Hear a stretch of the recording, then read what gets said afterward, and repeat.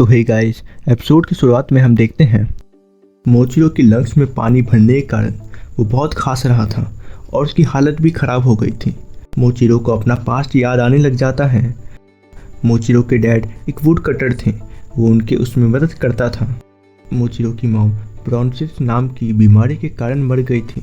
एक तूफानी दिन उसके डैड मेडिसिन हर्ब लेने के लिए जाते हैं और पहाड़ से गिरकर मर जाते हैं। ऐसे ही मोचिरो के दोनों पेरेंट्स मर गए जब वो बस 10 साल का था। एक जुड़वा भाई भी था जिसका नाम है योचिरो। एक दिन वो लकड़ी काटने के लिए जाते हैं। योचिरो बोलता है, इंसान के लिए कंपैशन बेकार है। कोई फर्क नहीं पड़ता कि आप कितना भी अच्छा काम करो, इससे आपका कभी भी भला नहीं हो सकता।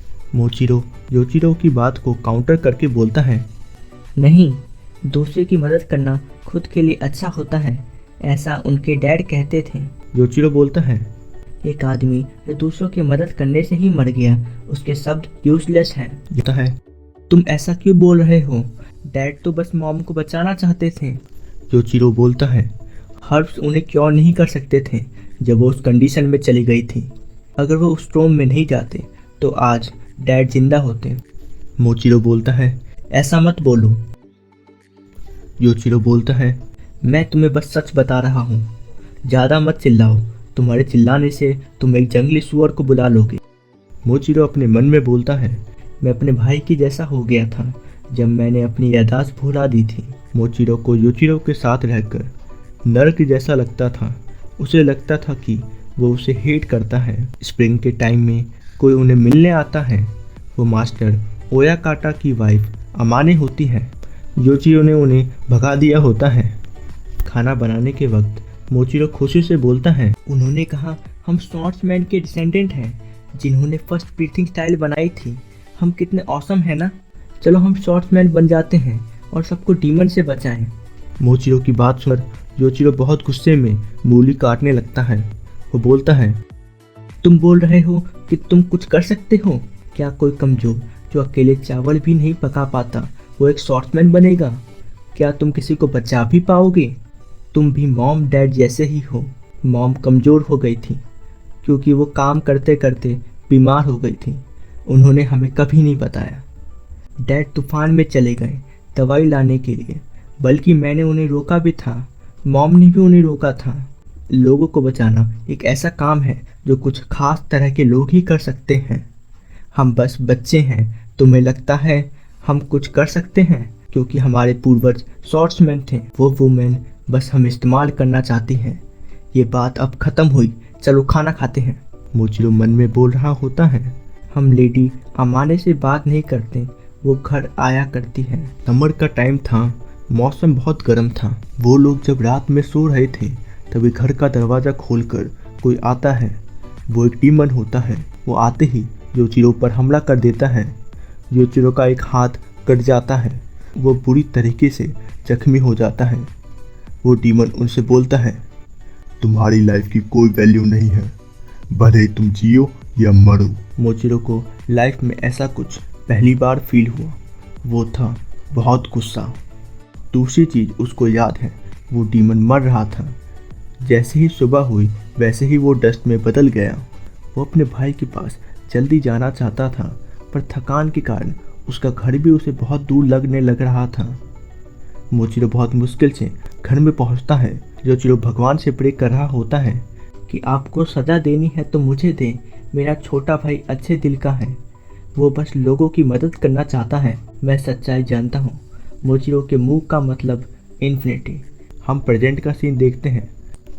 मोचिरो अपने डीमन स्लेयर मार्क को एक्टिवेट कर लेता है। वो कहता है, सबके भलाई के लिए तुम अनंत शक्तियों को पा सकते हो। मोचिरो अपनी पुरानी मेमोरी को याद करता है। योचिरो बोलता है, पर मोचिरो, तुम अपने लाइफ में जितने भी अच्छे हो, पर लॉर्ड बुद्धा आखिरी तक तुम्हें नहीं बचा पाएंगे। तो मैंने सोचा है कि मैं तुम्हें बचाऊंगा। माफ करना कि तुम्हारे साथ मैं कभी अच्छा बर्ताव नहीं कर पाया। मेरे अंदर कभी इतनी कैपेसिटी थी ही नहीं जो मैं ये कर पाता। मोचिरो उस डीमन को एक झटके में मार देता है। कोटेत्सु बोलता है, मुझे भूल जाओ, जाकर हाजू नेजुका की हेल्प करो, बचाओ उन्हें। बचाओ उस ब्लेड को। हम ग्योको का सीन देखते हैं। वो गुस्से में बोलता है, ये आदमी, ये इंसान, मैं जितना भी कर लूं, ये ब्लेड को शार्प करना नहीं छोड़ रहा है। हम देखते हैं ग्योको के सारे हमले झेलने के बावजूद भी हाजू नेजुका ब्लेड को शार्प करना नहीं छोड़ रहे थे, बल्कि उनकी एक आंख पर भी कट आ गया था और पूरी तरह से जख्मी होने के बावजूद भी वो काम कर रहे थे। बल्कि मैंने इसकी एक आंख भी ले ली, पर ये अभी भी ब्लेड को शार्प करना नहीं छोड़ रहा है। तभी ग्योको पर एक हमला होता है। उस हमले से बचकर अपने पॉट में छिप जाता है और ये हमला मोचिरो का होता है। ग्योको मोचिरो को देखकर शॉक हो जाता है। ये वाटर पॉट से कैसे निकल गया? इसने ये कैसे किया? मैं अपना ध्यान भी इस पर नहीं दे रहा था। जब से मैंने सोचा ये जल्द ही मर जाएगा। फिर ग्योको खुश होकर बोलता है, नहीं, मुझे दूसरे तरीके से सोचना चाहिए। अब मैं पूरी तरह से फोकस हूँ। ग्योको मोचिरो के डीमन स्लेयर मार्क को देखकर बोलता है, क्या ये बर्थ मार्क है? मुझे लॉर्ड मुजान से जैसी इंफॉर्मेशन मिली है उसके हिसाब से उस एयरिंग बॉय के पास भी ऐसा कुछ था। ये कैसे इतना रिलैक्स फेस बना पा रहा है? इसकी बॉडी तो मेरे अटैक से अभी तक पैरालाइज हो जानी चाहिए। और कैसे इसने मुझे खरोच मारी, वो भी पहले से ज्यादा तेज हमले से। ग्योको अपने पॉट से ऑक्टोपस डेंटिकल निकालता है। उस बड़े हमले से पूरा घर टूट जाता है। ग्योको मोचिरो से पूछता है, तो तुम्हें ऑक्टोपस की पावर कैसी लगी? तुम इसे नहीं काट पाओगे। हम देखते हैं इतना सब हो जाने के बावजूद भी हाजू नेजुका शॉट को दोबारा शार्प करना शुरू कर देते हैं। ग्योको ये देखकर शॉक हो जाता है। ये दोबारा ब्लेड को शार्प कर रहा है। क्या ये पागल है? चलो ठीक है, पहले पिलर फिर स्मिथ। ग्योको ऑक्टोपस टेंटिकल से कानामोरी और मोचिरो को जकड़ लेता है। ग्योको बोलता है, मैंने पिछली बार अपना ज्यादा ही गार्ड डाउन कर दिया था। मैं तुम्हें कुचलूंगा, फिर तुम्हें एब्सॉर्ब करूंगा इस बार। पर मोचिरो एक ही झटके में ऑक्टोपस टेंटिकल को काट देता है। मोचिरो कानामोरी को बोलता है, तुमने ये ब्लेड मेरे लिए बनाई, थैंक यू मिस्टर कानामोरी। कानामोरी बोलता है, नहीं, मैंने तो बस पहले वाले ब्लैक स्मिथ के इंस्ट्रक्शन को फॉलो किया और वैसा ही बनाया जैसा उन्होंने कहा था। मोचिरो ये सुनकर बोलता है, ओह सही कहा, मिस्टर टेत्सुडो ने मेरी ब्लेड पहली बार बनाई थी, वो हार्ट अटैक से मारे गए। ग्योको ये देखकर बोलता है, कोई फर्क नहीं पड़ता, तुम जितने भी स्वॉर्ड यूज कर लो, रिजल्ट वही का वही रहेगा। मोचिरो को अपने पुराने स्वॉर्डमिस्ट की यादें याद आती हैं। लड़के, मुझे तुम्हारी चिंता है, क्या कोई समझ पाएगा? तुमने कितना कुछ सहा है, तुम कितने क्लोज थे इसे काटने के। तुम अपने भूलने की बीमारी के कारण बहुत परेशान हो और तुम इतनी मेहनत कर रहे हो कि तुम्हारे मुंह से खून की खांसियां निकल रही हैं। क्या तुम्हें कोई कभी समझ भी पाएगा? जब भी मैं स्वॉर्ड को देखता हूँ जो मैंने तुम्हारे लिए बनाई है, मेरी आंखों में आंसू आ जाते हैं। मेरी लंबी लाइफ नहीं है, मैं ज्यादा बूढ़ा भी नहीं हुआ हूँ कि मैं मौत से डरूं, पर तुम मुझे अभी भी चिंता में डालते हो। मोचिरो बोलता है, मिस्टर टेत्सुडो, मुझे माफ करना, मैंने आपको सच में चिंता में डाला, पर अब मैं ठीक हूँ। Mist breathing fifth form, sea of clouded mist. मोचिरो के इस अटैक से चारों तरफ धुंध छा जाता है। मोचिरो सारे डेंटिकल को काट कर ग्योको पर हमला करता है, पर वो अपने पॉट में जाकर बच जाता है। ग्योको एक पेड़ पर जाकर बोलता है, तुम्हारी स्पीड अच्छी है, पर तुम मेरे पॉट की स्पीड को कैचअप नहीं कर पाओगे। मोचिरो बोलता है, ऐसा लगता है कि तुम्हारे सेंसेस खराब हो गए हैं।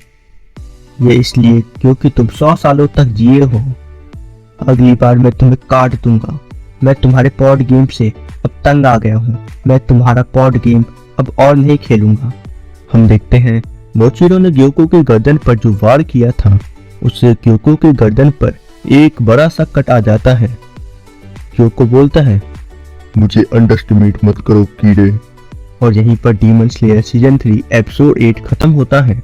आशा करते हैं कि आपको ये वीडियो पसंद आई होगी। पसंद आई तो लाइक, शेयर और सब्सक्राइब करके जरूर जाइएगा। मिलते हैं अगले वीडियो में। Thanks for watching video.